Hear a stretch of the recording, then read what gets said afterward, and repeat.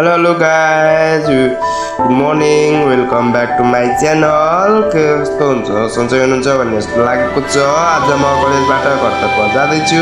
बिहानको कक्षा सकेर सिधै रुमतिर हिँडे दिउँसोको टाइममा भिडियो एडिटिङ गर्दै सिक्दै र बनाउँदै मेहनत गरिरहेको छु। धेरै त आउँदैन तर जे जति आउँछ मन लगाएर गरिरहेको छु हैन।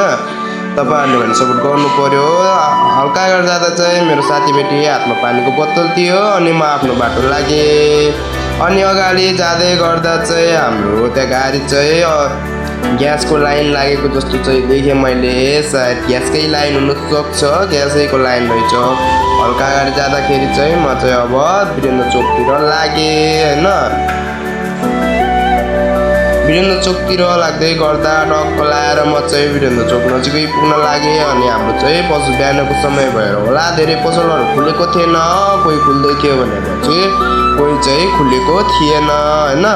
भिड पनि हाम्रो चाहिँ त्यस्तो थिएन, बिहानको समय भएर होला हाम्रो चाहिँ भिड धेरै थिएन। सल्यान रोडतिर पनि त्यस्तो भिड देखिन अरू दिनको जस्तो हैन।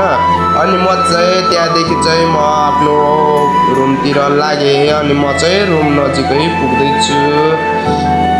तपाईलाई भिडियो कस्तो लाग्छ मैले राखेको भिडियो त्यस्तै प्रतिक्रिया दिनु होला है। अनि यतिकैमा चाहिँ अगाडि पुग्दा चाहिँ मेरो साथीहरू भेट्नु भयो हैन। यो नवीन चाहिँ अनि अर्को साथी चाहिँ किन खै भिडियोमा नदेखिने भनेर हो किन भाग्यो हैन।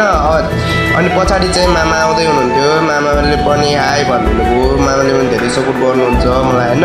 यतिकैमा चाहिँ उनीहरू आफ्नो बाटोतिर लागे अनि म चाहिँ रुममा पुगेँ फाइनली हैन। तपाईहरुलाई भिडियो कस्तो लाग्यो त्यस्तै प्रतिक्रिया दिनु होला। हस्त बाई अर्को भिडियोमा है।